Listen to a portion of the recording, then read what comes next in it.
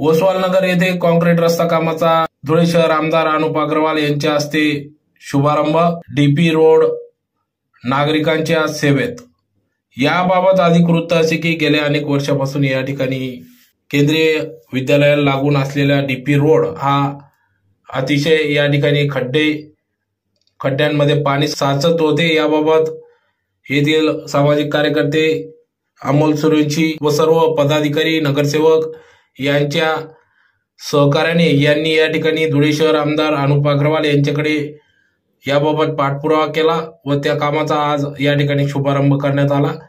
DP रोडचा concrete रस्ता लवकरच येथील स्थानिक नागरिकांना उपलब्ध होणार आहे। या उद्घाटन प्रसंगी माजी खासदार डॉक्टर सुभाष भामरे, धुळे शहर आमदार अनुपभाई अग्रवाल, महानगराध्यक्ष गजेंद्र अंपडकर, महादेव परदेशी, सौ मायादेवी परदेशी, कार्तिताई माडी, विलास शिंदे, अमोल सुरेंची, मंडल देवपूर अध्यक्ष प्रथमेश गांधी, संजय बोरसे यांच्यासह सर्वच पदाधिकारी कार्यकर्ते या ठिकाणी मोठ्या संख्येने उपस्थित होते। तर लवकरच परिसरातील सर्वच कॉन्क्रीट रस्ते लवकरात लवकर पूर्ण होतील असे आश्वासन या ठिकाणी धुळे शहर आमदार अनुप अग्रवाल यांनी दिले।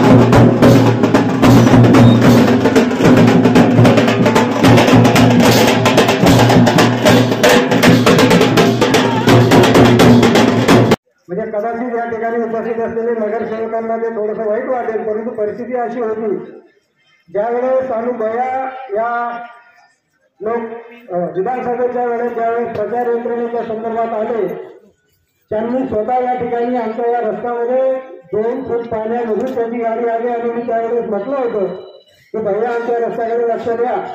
आणि खरं म्हणजे त्यांनी हा शब्द आज पाळलेला आहे। त्यांना खऱ्या अर्थाने आपण धन्यवाद दिले पाहिजे। 2 फूटच्या अशा प्रकारच्या गल्यांचं देखील कॉन्क्रिटीकरण झालंच आहे। त्या कॉन्क्रिटीकरणाची खरं म्हणजे क्वालिटी बघितल्यानंतर सगळे लोक येऊन आम्हाला सांगतात की खरं की बीजेपीचं जे काही काम असतं हे कॉन्क्रीट असतं आणि कॉन्क्रीटचा जो रस्ता आहे तो खऱ्या अर्थाने कॉन्क्रीट सारखा आपण त्याला या संपूर्ण ओसवालनगरच्या नागरिकांच्या वतीने बंधू भगिनींच्या वतीने मी आपलं या ठिकाणी परत एकदा स्वागत करतो। त्याच्या माध्यमातून या धुळे शहरात मोठ्या प्रचंड प्रमाणात विकासाची कामं झालेली। आपला बॅकलॉग राहिलेला होता या ओसवाल कॉलनीच्या त्या आमदार साहेबांच्या माध्यमातून तो पूर्ण होतोय। पण या प्रभाग नंबर 2 मध्ये 1 वर्षापूर्वी आम्ही 30 कोटी रुपये आणलेले होते आणि ते 30 कोटी रुपये एक त्यावेळेचा आमदार घशात घालू इच्छित होता आणि ते आम्ही आणून पाडलं। ते 30 कोटी रुपये प्रभाग नंबर 2 मध्ये अनेक त्याच्यातनं रस्ते तयार झाले। त्याचप्रमाणे आम्ही 100 कोटी रुपये मिळवलेले होते, त्याच्या माध्यमातून 2 मोठे रस्ते पण इकडनं तयार झाले। आता तुम्ही हिंदुत्ववादी लोकप्रिय आमदार निवडून दिलाय तर तुमचा बॅकलॉगही निघणार आहे आणि त्यामुळे तुमचं अभिनंदन, आमदार साहेबांचं अभिनंदन आणि इथं सांगतो। आज प्रभाग क्रमांक 2 मधील ओसवालनगर या ठिकाणच्या विकास कामांच्या भूमिपूजनानिमित्त व्यासपीठावर उपस्थित असलेले आमचे सर्वांचे नेते, माजी मंत्री आदरणीय डॉक्टर सुभाषजी भामरे साहेब, त्याचप्रमाणे आमचे जिल्हा अध्यक्ष गजेंद्र शेठ अंपडकर, या प्रभागातील नगरसेविका भारतीताई, आमचे सर्वांचे प्रेरणास्थान माधू भैया, मायादेवी परदेशी, आमचे प्रदेशाचे नेते डॉक्टर सुशीलजी महाजन, मंडळाचे अध्यक्ष प्रथमेश गांधी, आमचे मोठे बंधू संजयजी बोरसे, शिवदादा पवार, बदाने सर, त्याचप्रमाणे धीरज जगताप, ललित माळी, आमचे जिल्ह्याचे ओबीसीचे नूतन जिल्हा अध्यक्ष सागर कोडगीर, आमचे कामगार आघाडीचे विजू पवार, सर्वच मान्यवर आणि उपस्थित असलेल्या माझ्या माता बहिणींनो आणि भावांनो, उस्माननगर मध्ये मी आलो होतो प्रचाराच्या निमित्ताने. त्यावेळेला सर थोडे रागवले होते माझ्या. मला वाटतं मी मंदिराच्या का कसल्या तरी आरतीला या ठिकाणी आलो होतो. तर मी तेव्हा शब्द दिला होता का उस्माननगरचे सर्वात पहिले मुख्य रस्ता बंद करू, आतल्या गल्ल्या करू. त्यावेळेला यायलाही जागा नव्हती, परंतु मी मुरुमानी खडी टाकून दिली होती, कारण की यायला जायला जागा झाली पाहिजे म्हणून. आणि आज कॉन्क्रीट रस्ता, गल्ल्या झालेल्या आहेत. एक गल्ली राहिलेली आहे, आता मला रस्त्यात थांबून घेतलं होतं. 2 राहिले आहेत. 1990 पासून राहतोय सर, अजून काहीच नाही आमच्याकडे.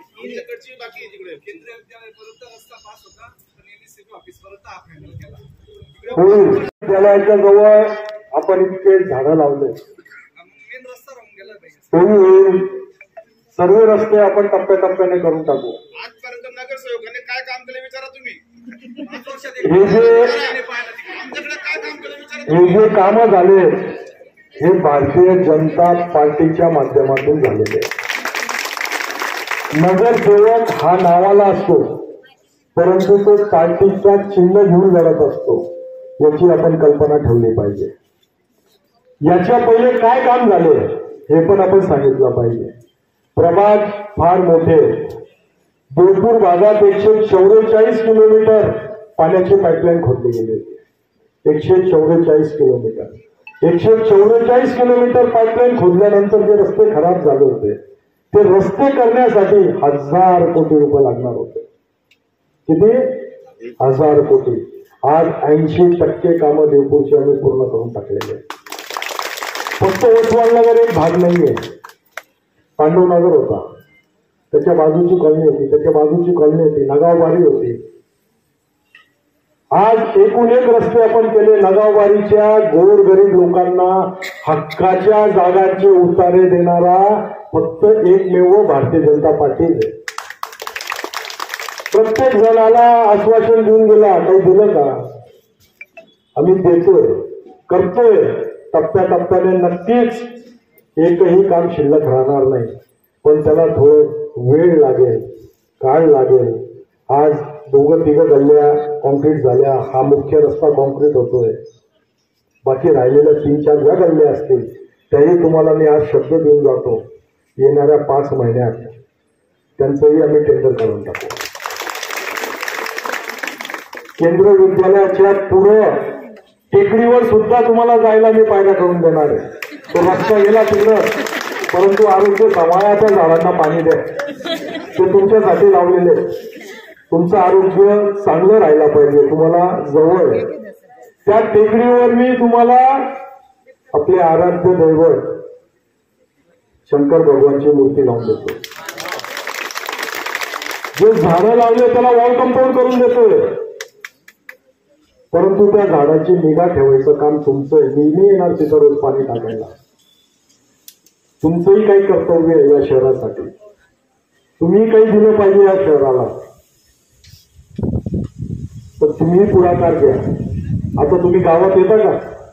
का हो काकू? खुश आहे का? हे उठवलं होतं, पण इथलं भाजी मार्केट आणि तिथं टाकलं होतं नवरण पाण्याच्या टाकीला. काही अडचण होती का तुम्हाला? चांगलं होतं ना. एखादा मेला असताना एखाद्या गाडीचं ब्रेक फेल झाला असता तर तुम्ही सर्व जनतेतून भाजीपाला घेता ना. आजपासून एक गाड बांधून घ्या, तिथून भाजीपाला घ्यायचा नाही. महापालिकेने ठरवून दिलेली नवरण पाण्याची टाकीच्या ठिकाणी जे लोक बसतील त्यांच्याकडनंच तुम्ही भाजीपाला घ्या. तुम्हाला काय आहे, आईचं जवळ ना जवळ काय होते मध्ये, नाही तर मला 2 रुपयानं पेट्रोल लागेल जाईल ना मला नवऱ्याला. नाही तर रिक्षाला भाडं 1 रुपये जास्त लागेल मला.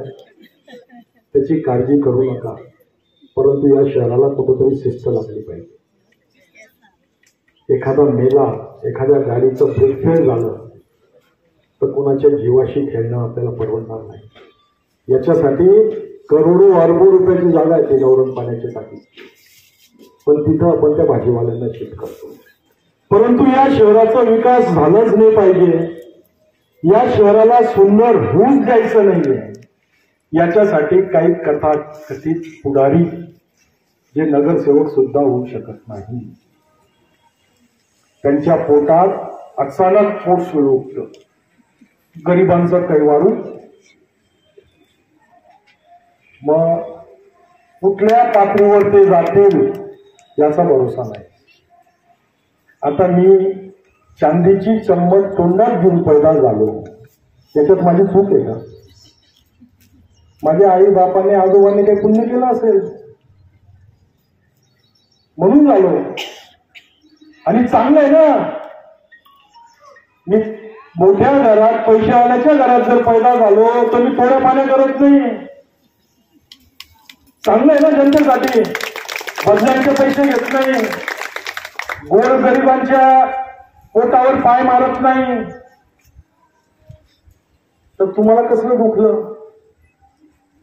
ज्याचं पानटपरी सुद्धा नाही तो 55 लाखच्या ग्लोस्टर गाडीमध्ये फिरतो कसा?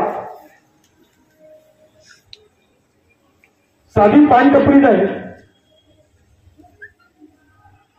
त्याची लायकी पण मी त्याच्या बाबतीत बोललं पाहिजे. पण ते काय राऊंड राऊंड उठून जात ते.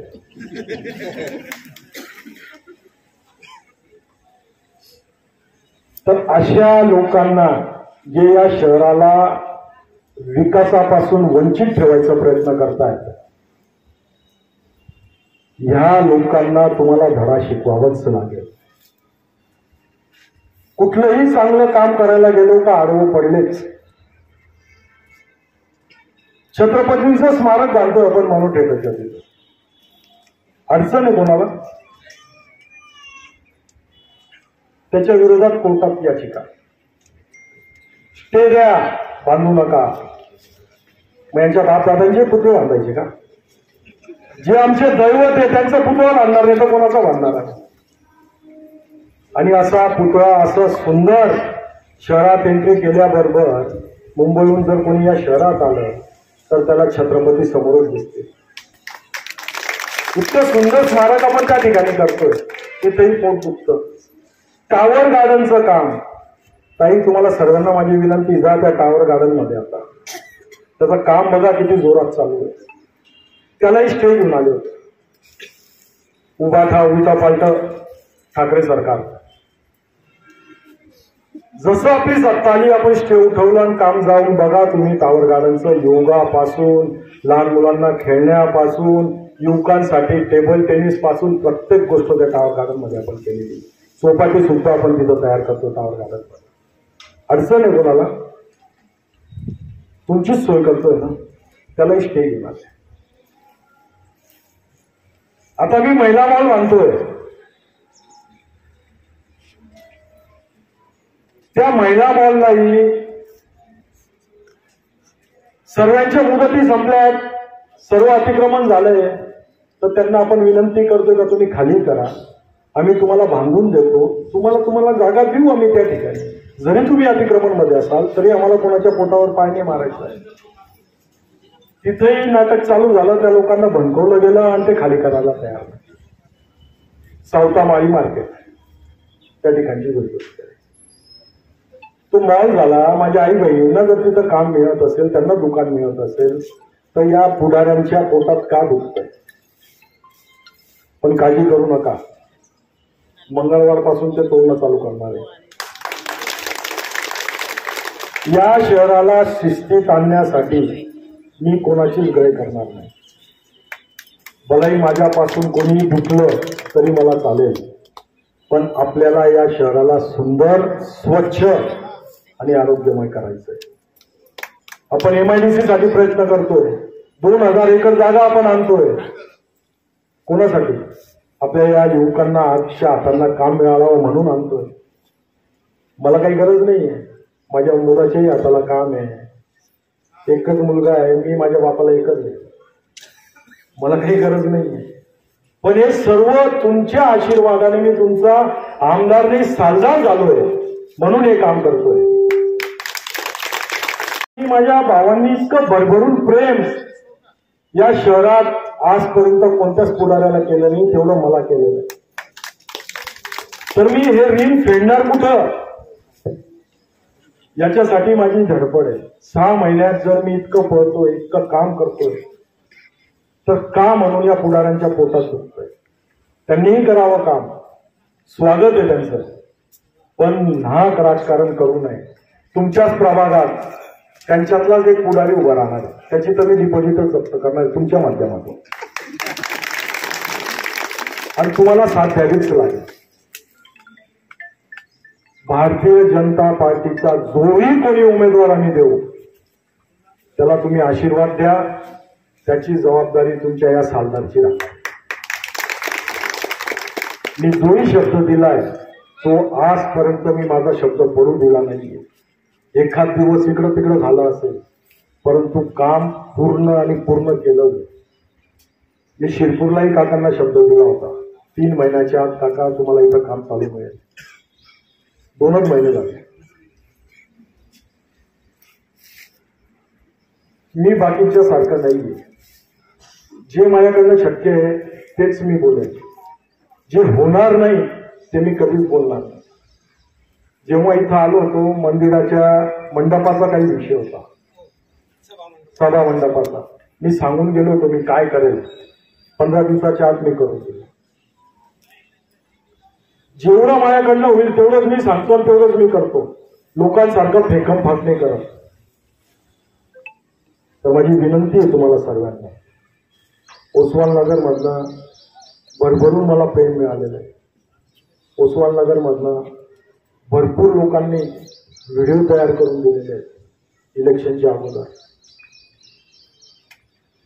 ते ऋण मी नक्कीच ओसवाल नगरचा सर्वांगीण विकास करून, आणि त्या भाऊंची जी मागणी आहे, आणि ते आमचे काका कुठे गेले, काकांनी मला रस्त्यातच थांबवलं. ठेकेदार कोण आहे या कामाचा?